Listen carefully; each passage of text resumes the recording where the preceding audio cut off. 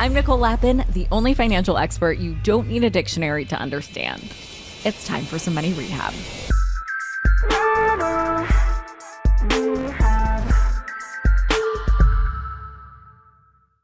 Hi, I'm Claire Wasserman, the founder and author of Ladies Get Paid, a coaching practice newsletter and podcast dedicated to helping women embrace their worth inside and out.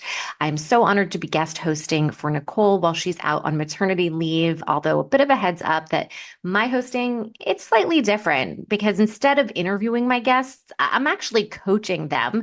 They'll be calling in, cameras off, just to protect their identity so that they feel as comfortable as possible to share. That's because I believe that transparency is transformative. And when you can see yourself in someone else's journey, you realize that you're just a little less alone. So today's guest is Katie, who wants to pivot from being a nurse to going into the tech healthcare field, but she's feeling really demoralized because even though she's getting past a couple of rounds of interviews, they keep telling her that they're going with candidates that have, quote, more traditional experience. I know how that feels. So I gave her tips on how to tell her story in a more compelling way, that her skills really are transferable and that the learning curve will be minimal. I also talked to her about how she can kind of broaden the field of where she's applying to, how to be more creative and more strategic in doing research on what companies are out there. This is really good for somebody who maybe is considering a career pivot or someone who's in the throes of the job search and is just getting demoralized. Don't worry, I got you. Hey, Katie, thanks so much for joining us today on the podcast. If you can give me some more context to what you're going through and how I can best support you, let's get started. Of course. So my name is Katie and I'm a nurse, and I've been working as a nurse manager for the past 9 years or so. And I've mostly worked in healthcare, obviously, because it's the most easy profession and field to get into with a background as a nurse. But I'd really love to move into more of a tech role in like healthcare tech companies. I feel like there's such a boom right now with people really trying to creatively solve problems in wonderful ways with telehealth or with new and unique offerings. And I'd really love to move into more like project or product management with tech roles or in the tech field. And I'm just not totally sure how to do that. So, for some additional background, I have interviewed with a couple of companies in the city that I live in, and I make it to the hiring manager round. And I hear them saying in the interviews, like, oh, I can see that your experience leading a team is relevant to this, but you don't have experience using this technology, or you don't have experience actually leading a product team, but you have experience with this kind of team, or you have a different experience with project management, but no formal title. And I guess I would love some guidance on the right way forward, because I have a master's, I have the experience on my resume that I have, and like how to present that in the best light so that people are willing to take a chance on me, since I'm a more untraditional candidate frequently applying to these jobs. I wanted to have you on the show because I think a lot of people out there are itching to pivot, but have a lot of questions about, am I going to have to take a pay cut? And also, can I even get the job in the first place? So how do I demonstrate in a compelling way that my skills really are transferable, even if I haven't had the traditional experience or title? And yeah, it can be a little complicated. So I'm going to do my best to unravel and give you action steps. So the first thing is, congratulations on the bravery required to do something different. So I hope that you're feeling proud and can maintain some of that pride as you go through this process. I know it's demoralizing to be rejected, but Totally. as long as you are learning, building, growing, doing, feeling, trying, and breaking it down into actionable, reasonable steps for yourself, hold on to that as best as you can throughout this process. Sustaining your energy is everything in this. Okay, so we've got that. The people who are going to hire you are the ones that you've convinced effectively two things. Number one, that your learning curve will be minimal because nobody wants to take a chance on somebody Totally. they can hire an easy fit, right? So we've got to show them that the learning curve is minimal, and I'm going to walk you through how to do that in just a minute. The second thing that we want to demonstrate to them is that you being a non-traditional candidate is actually an asset. So instead of it being a thing that we hide, I want to figure out, after we've established that the learning curve is minimal, that you bring something extra by being an outsider. Before I dive into all that, am I on the same page with you of where you want to focus today? Yes, that sounds wonderful. Okay, great. So you mentioned a few things already in feedback that you've received, and I'm glad that you've gotten, not just rejected in the first round. The reason I'm glad that you've gotten a few rounds in is because you've now established relationships with these hiring managers and whoever else you've met. We have no idea where they're going to go next. And also if another position may open up later down the road. So for you and anyone watching and listening who, is in a process of, yes, I've had a few rounds of interviews, but I'm not landing the job, don't feel like it's all a waste. Okay. It's broadening your network.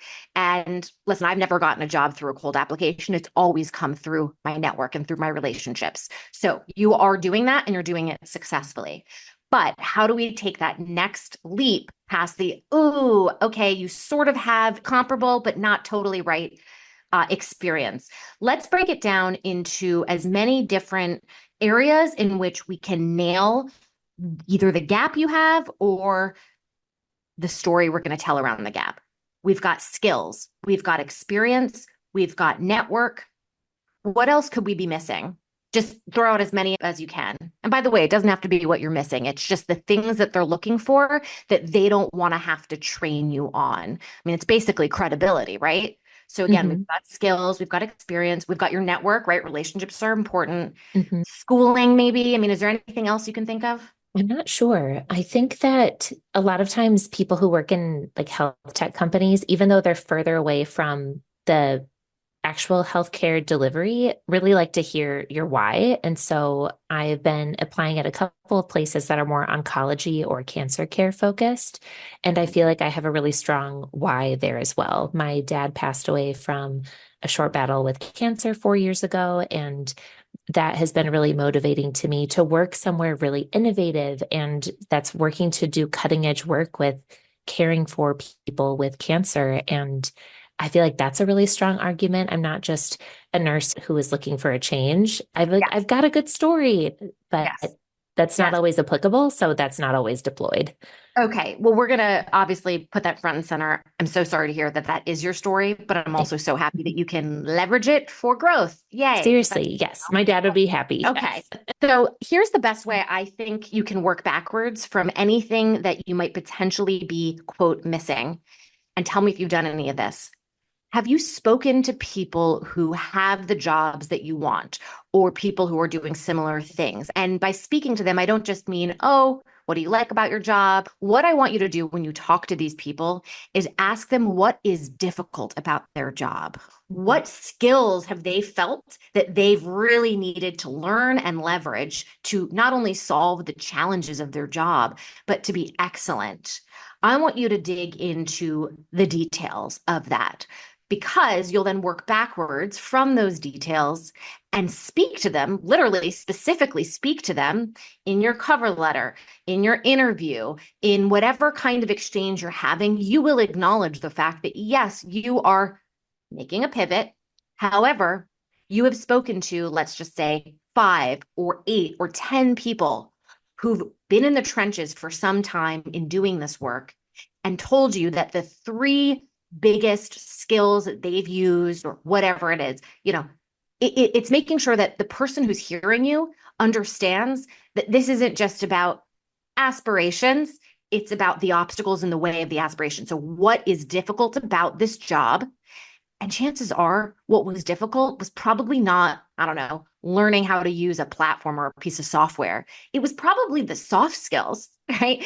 It's probably going to be things that when you hear them, you go, oh, I totally have a story for that. I have a great example of how I've done that. Tell me though, is this resonating? Have you tried it? And what do you feel? Yes, I have spoken with a couple of different project and product managers. I actually am married to a product manager, but he is much more tech focused. So that I've been learning about what he's been doing for the past 10 years, but it's a lot different than the work I would want to be doing. And I've talked with a product manager that works for a health insurance company and done a lot of talking with her very recently about what leads people to be successful in that role. And something that she said that I really felt hopeful about was someone who's a clear communicator and able to drive meetings forward is like a key skill that they need that her current team lacks. Mm-hmm. And that is something I feel like I have in spades. Okay. Like I am always the person in the meeting going, okay, we've talked about all these things, but what are we doing next? Okay, we're meeting again in 2 weeks. Who is going to have what piece of this puzzle done by then? What's getting in our way of getting these things moving forward?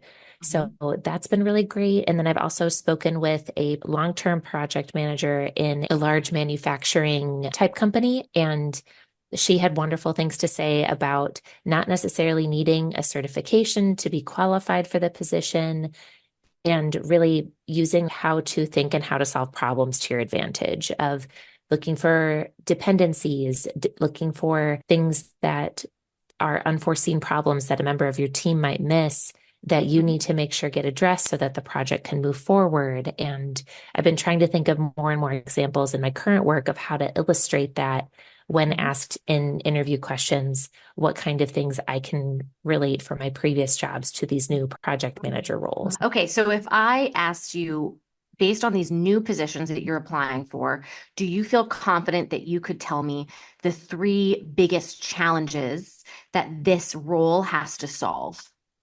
I think I have more work to do with my network, hearing more from people specifically in these health tech companies. Yeah. I think I need to get closer to what they are dealing with on a day-to-day basis to be able to speak to that. Really do intense research because they'll also be impressed that you did the research. So, let alone the story that you tell, the fact that you went and talked to all of these people, that you're self-aware enough to recognize that, yes, there will be a learning curve, but you did your homework, you did your due diligence to minimize how much of a learning curve that is. And that you are explicitly calling out to them saying, hey, listen, taking a chance on me is not going to be as big of a leap as you think it is because I have spoken to these people. And also, if you're getting feedback about certain things that they feel like you are lacking, how do you speak to that up front? So don't make them ask you, right? Because then you're sort of more in a defensive position, but really as part of like your opening case. And I'm a really big believer that when having these kind of conversations with both employers, but also just people we network with in general, they kind of only remember how we started the conversation and also how we end it. And so it's your opening case and your closing case is reiterating to them very specific points, usually bucketed, right? So here are the three major challenges in the research that I did, that I'm going to come across in this role. And here are examples in the ways that I've approached these kinds of challenges in my current position. And by the way, in the stories that you tell, right, like I'm the person in the meeting who always asks about the next steps. I love that. The next thing I would say, though, is, and if this is possible for you, what was the impact? Like what happened next after that? And if you can help the other person visualize that scene as best as possible. So even mentioning things like, what was at stake, right? Like when you worked on this project or had this meeting or whatever the experience was, it was an investment that the company was making in your time and energy that because of the fact that you were focusing on this. Why did that matter? Right. So let's like pump up the drama also in the story that we tell. And none of this is lying, by the way. All of this, it's all true. It's just, can you express it in maybe a more compelling way and that honors, again, the truth of the situation. Okay. So minimizing the learning curve.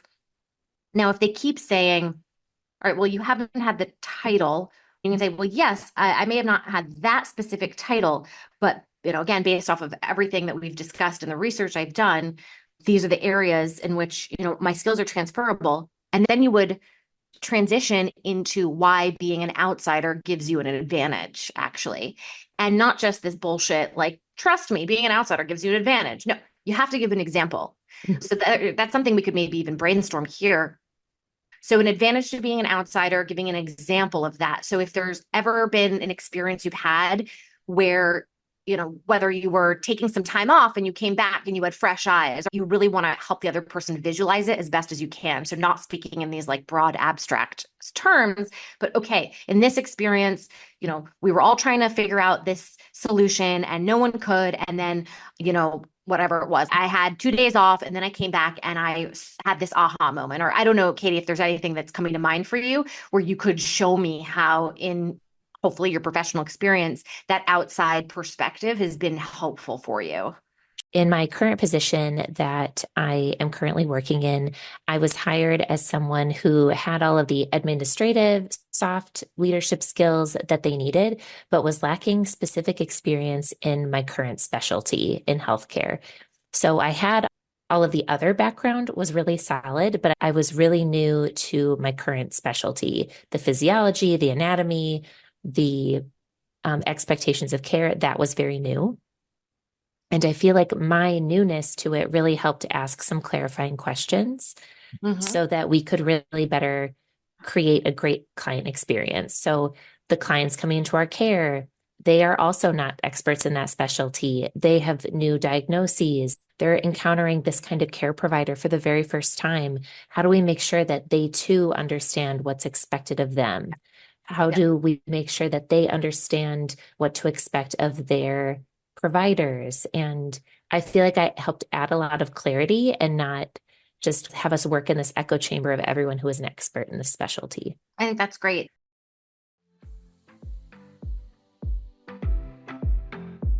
Hold onto your wallets. Money Rehab will be right back. And now for some more Money Rehab. Reassuring them that the learning curve will be more minimal with you than they might imagine is demonstrating an example from the past in which you were new, right? So what you just shared with me, even though it was more of an example for why does an outsider perspective give you an advantage, I like that it also kind of does double duty of I was new, right? So that's also something to have in your back pocket prepared. Maybe even mention like really freaking hard things that I'm sure you had to do. Right? That's going to now put into pretty nice perspective. I'm sure the things you would be doing for a tech company are not as difficult to learn as the things you would learn for nursing. Are we talking about life or death circumstances here? By the way, my son is medically complex and has had multiple open heart surgeries. So I'm all about the nurses and the doctors, mostly the nurses. And that makes me feel like, well, I just send newsletters for a living. So you could sort of make a joke about it. Like, hey, I had to learn these things and, I love learning. I'm all about learning. And I'm sort of looking forward to not having to learn when there's a life or death situation. Or, you can kind of point out the absurdity. Have you ever managed somebody before? You're like, well, I've kept people alive, So if maybe there's a way to weave in some humor, again, the self-awareness is so critical. And it sounds like you really do have that already within you. It's just being able to connect the dots explicitly for them about why, again, minimal learning curve and benefit to being an outsider. The third thing here is your why. Now, you can tell a beautiful story about it, and that's fine, but we want to now take it to the next level, which is, it's going to sound funny the way I say this, but why does your why matter? Like, why does that matter to them? Why does it matter for your work? Is that something that you do when you talk about your reasons for wanting to go into this field? Do you then connect the dots to how it affects the work you do? And of course, that is the impact on the business bottom line, ultimately. I think so. I feel like I could speak to the fact that when working in the hospital or outpatient or on the supposed front lines of patient care, there's typically a 8 to 15 year practice gap that we're all working under, where the best practices or new research comes out, and it takes the average outpatient center or hospital 8 to 15 years to be implementing that new cutting edge care.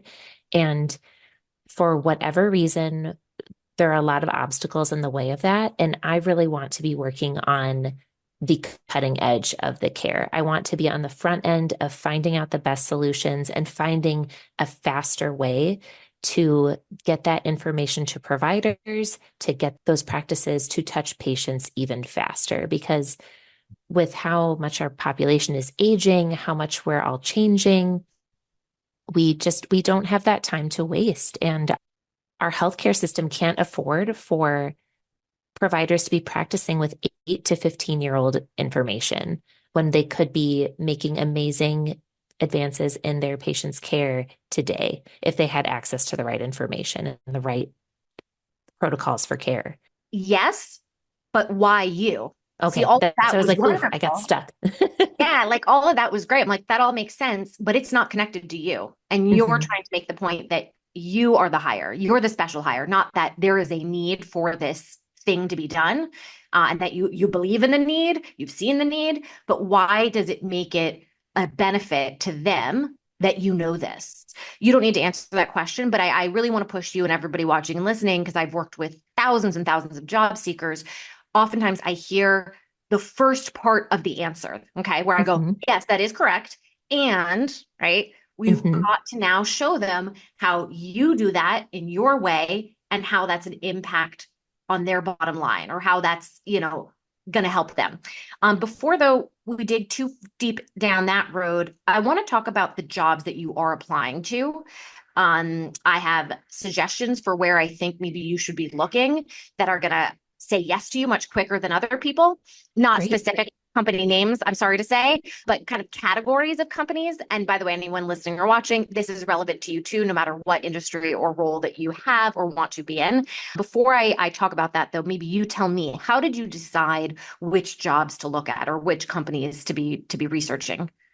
It really has been depending on the job listing and the job description posted because I feel like product and project manager can be so many different things at so many different companies. And I don't want ones, I clearly am not qualified for ones that need Python or SQL or like knowing programming languages. I'm clearly not going to be the right fit for that. So I'm not going to waste my time, but I'm looking for ones that are specifically like have healthcare experience or tech experience or management experience, or ones that are looking for people manager experience and tech experience or healthcare experience, ones that have from the get-go broader requirements that I could fit into, but I might not be their typical candidate. But Mhm. it's been tough because every title can mean so many different things at different companies. So I'd love additional suggestions. So my suggestion, it's a little bit radical. I would not be looking at open job postings. Okay. I mean, fair enough. Have a Google alert up, compile it into a spreadsheet, but chances are it's too late because a lot of Mhm. these jobs, when they're listed, they're already in motion, filling the role, whether internally or through relationships. Doesn't mean you don't look at them, but I would say your best bet is to first make a list of all the companies that you have interacted with over the past 10 years, if you can remember them. Mhm. This is advice to you, Katie, but also everybody watching and listening. You want to move on from your company and you're going to try to make a big leap.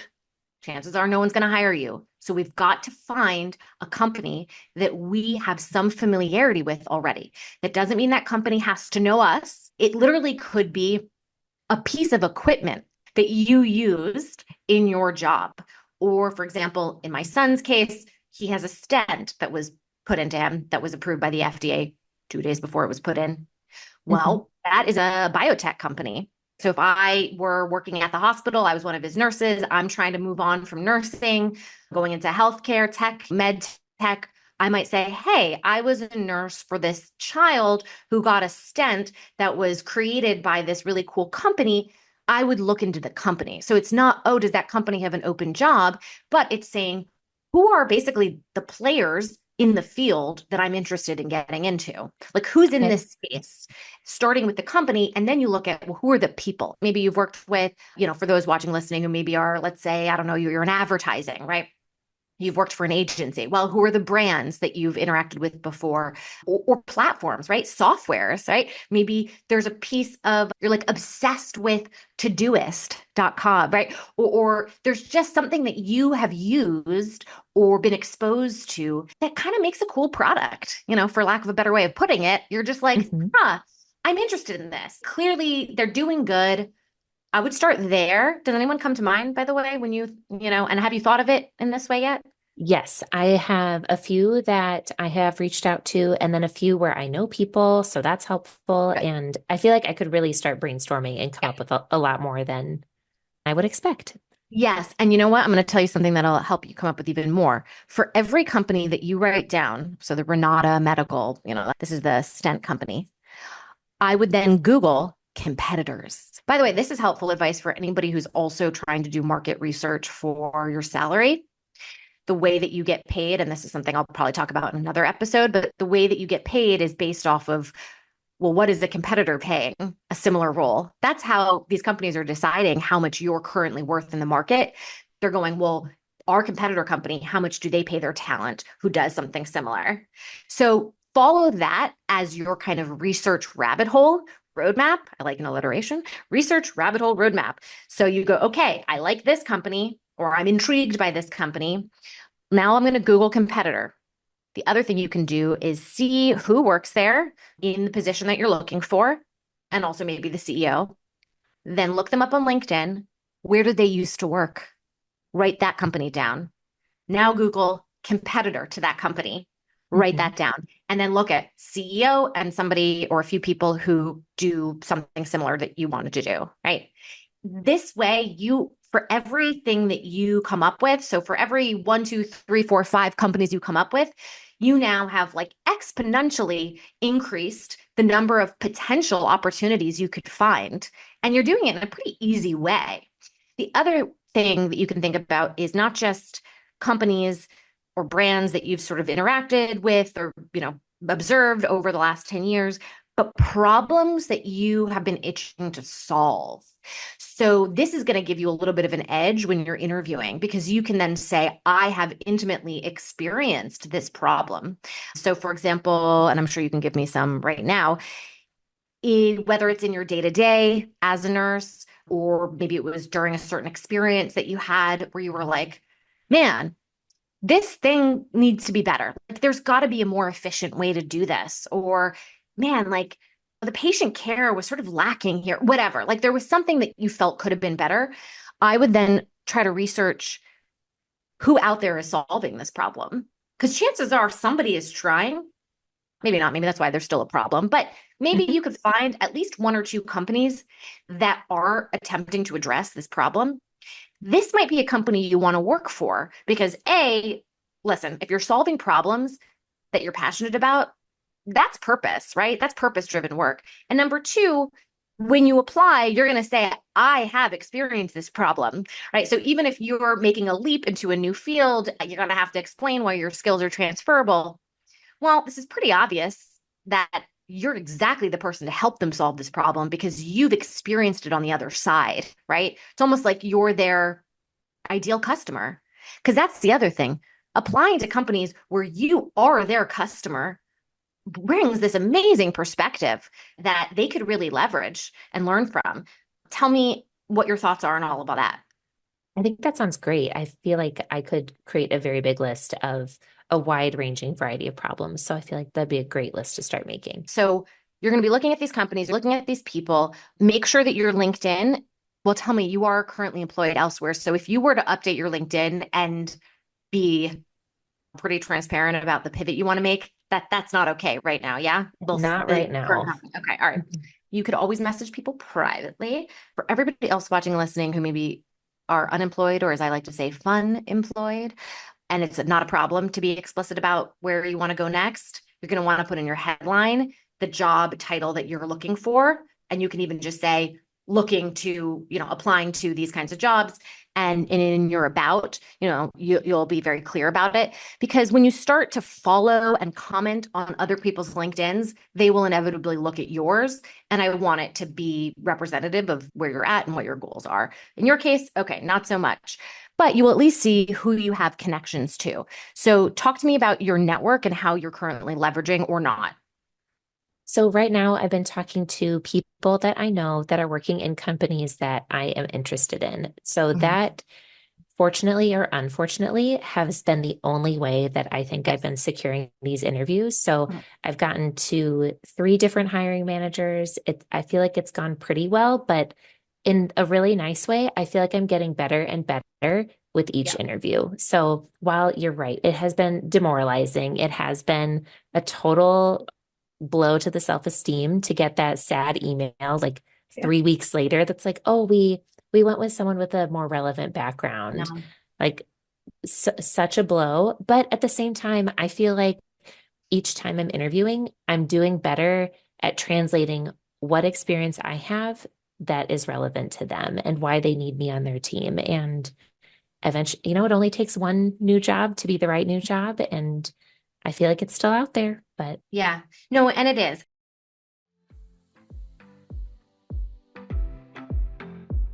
Hold onto your wallets. Money Rehab will be right back. And now for some more Money Rehab. By the way, it will, I think, always be demoralizing. I think the goal should be, though, how can we recover from the rejection faster? So if right now the rejection, I don't know, it hurts for like 5 days or 5 hours, let's make it 5 minutes. And how do we do that? That's therapy work. Okay, so that's also a different coaching session. But one thing I will invite you and everybody listening who is dealing with rejection from others, it is a signal to us that we need to develop a sense of self and a self-worth that is protected from whatever somebody else says to us.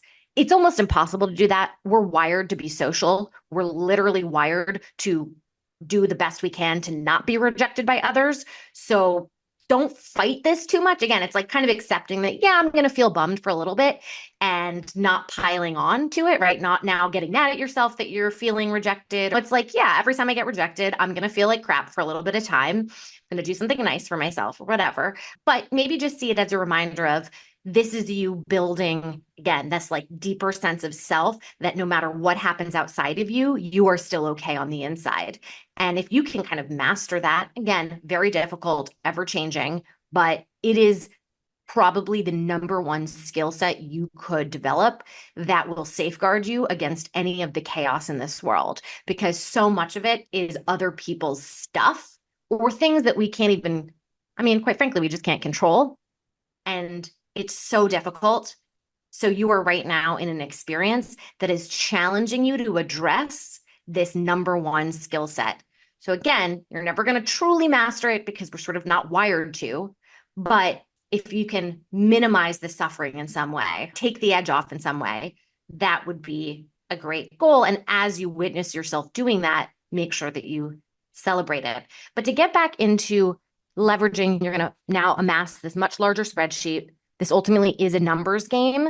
However, I don't want you wasting your time applying to places where the fit isn't right, which you've mentioned you're not doing. I really think if you go, I'm going to recap the stuff we've talked about. Sounds like you're doing all of them ish, but I want to turn up the volume on it. mm-hmm. Talk to real people who have the job that you want or something similar about what is extremely difficult in their job and the skills that they've needed to get through it. Use that to reflect on how have I done that?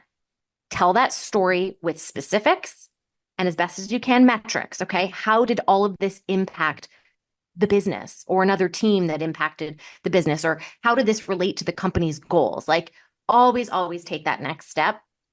Any of the feedback you're getting from hiring managers, if it's been specific at all, I think some of it has, you're missing this, you're missing this, missing this. I would say maybe proactively address it with specific examples of, learning curve, right? So next thing is demonstrating that the learning curve is minimal. And here's how you've learned in the past and learned quickly. Then really emphasizing your why, but connecting it to why that matters to the company. Okay. And then really, dive into, again, problems that you've solved that are absolutely related to this company. You've seen it in a different way. So like you are familiar with this product or this experience, but just from the other side. And then you'll end with, and here's why an outside perspective is an asset with an example of how you've done this before. The last thing I want to mention is just bridge opportunities, right? And I'm sure you've thought of this, but I want to just mention it. Some of these companies, do we need to have some experience in the interim in order to get them to say yes? And if so, can we get specific about what it is that they need to see from you that you, I guess, don't have? And how can you, as best you can, generate that experience for yourself, right? If we keep waiting for somebody else to say yes to us, we're going to be waiting a really long time. So maybe you could kind of spitball with me for a second here. Is there, has there been anybody who's given you feedback and that made you think, okay, where else can I look, or how else can I think about giving myself this, whatever it is that they're looking for, so that when I do apply, I'll have something to say? Yes, the vague feedback I've received that they went with candidates for additional interviews that have a more relevant background specifically. And I've been thinking there is a health tech startup incubator in my city with a large variety of health tech startups that are in various phases of their growth, whether they're brand new and they just created their logo, or they have clients, they have backing, and they might be on a further round of funding. I could create some sort of pitch and reach out to people that I see on LinkedIn and see if they need extra help, or if it's a way that I can practice my skills. I can also look through my LinkedIn connections, especially looking for those people with similar roles. And I feel like everybody loves talking about how they got to where they are, and just seeing what different routes people took to get the positions that they had. Yes, 1000%. I love that you're already thinking about this. Yeah, I think any kind of startup or nonprofit that you could participate in. I mean, even things like if there's a focus group, for any of these startups who are looking to connect with nurses, whatever, like something where you're able to not just get the experience that they're looking for, because chances are it's not going to totally be what they're looking for, of course, but it's demonstrating that you're putting in the work. To my earlier point of when you talk to a bunch of people about what's difficult in their job and the relevant and critical skills that they need, that makes your story stronger. But it's the self-awareness, it's the doing your homework, it's the fact that you are taking steps. You're not just, hey, I'm applying, pick me, or hey, here's the work I've done. No, again, it's like, I am so self-aware and self-motivated. I understand what your concerns are. I hear you, and here's what I have done and am continuing to do to kind of bridge that gap between where I'm at today and where I am tomorrow. That is really impressive. And you also can't teach somebody that. I mean, I guess you can. I'm trying right now, right? Because I'm coaching, but you already know all the stuff. I hope I'm giving you that extra boost of where you should put your energy so that you're not repeating the same, applying to the same kind of companies that only have open job postings with the same story over. Like, we've got to try something new, something different. And kind of what's exciting about that is you will get traction somewhere, right? If we keep applying for the same stuff and keep getting a no, of course we're going to feel like crap because there's literally no progress. But if you now are talking to these startups, or maybe not just a startup, I don't know, let's say you connect with TechCrunch or like a tech publication, and then you connect with a journalist who covers healthcare tech, and you're like, hey, I can be a source for you. I don't know, you just think of this really creatively. You may find you get a yes from somebody unexpected, and then that's going to give you a boost of energy to sustain you through the demoralizing no's. So I'm feeling pretty positive about where we're at. And I think we're going to close up in just a second. So is there anything else you want to add, or any area I can kind of clarify for you? I'm feeling good about this, but you're the one who's going on this journey. So tell me how you're feeling. No, I think this does feel very invigorating and really exciting. And I also think it's such a good time of the year to get reinvigorated for looking for a job. Like, everyone's budgets are brand new. People are posting lots more. I feel like people have awakened after the holidays, and I feel like it's a really good time to be reaching out to people, making connections, asking questions, and seeing where that leads. And also, everybody was you at some point. I mean, maybe they weren't making a big pivot, but they were trying something new or just entering the field. Or if they're the person who created the company, right? The fear of starting something. So really don't underestimate what it takes to do this, both for yourself and the pride you feel, but also how that's an impressive part of your story, right? The courage to go, this isn't working, and I found out the path that will work for me. Just that you did that inner work and you took the extra steps. right? So make sure that's part of the story. It's not obvious to everybody. So as long as you're explicitly, sharing it. And again, why does this make you the right fit? Why does this make you good at your job? Always take that next step. I'm going to thank you, Katie, so much for being here. Please keep us posted. I always want to do a follow-up episode, especially if the person gets the job, kind of where you're at. So definitely reach out. Maybe Nicole will let us come back and I can guest host again. But super appreciate you being vulnerable. And I know that there's a lot of people out there watching and listening who have been nodding their heads at many aspects of this conversation. And I have no doubt you're going to end up in a really awesome place. Great. Thank you, Claire. Money Rehab is a production of Money News Network. I'm your host, Nicole Lappin. Money Rehab's executive producer is Morgan Lavoie. Our researcher is Emily Holmes. Do you need some money rehab? And let's be honest, we all do. So email us your money questions, moneyrehab@moneynewsnetwork.com, to potentially have your questions answered on the show or even have a one-on-one intervention with me. And follow us on Instagram @moneynews and TikTok @moneynewsnetwork for exclusive video content. And lastly, thank you. No, seriously, thank you. Thank you for listening and for investing in yourself, which is the most important investment you can make.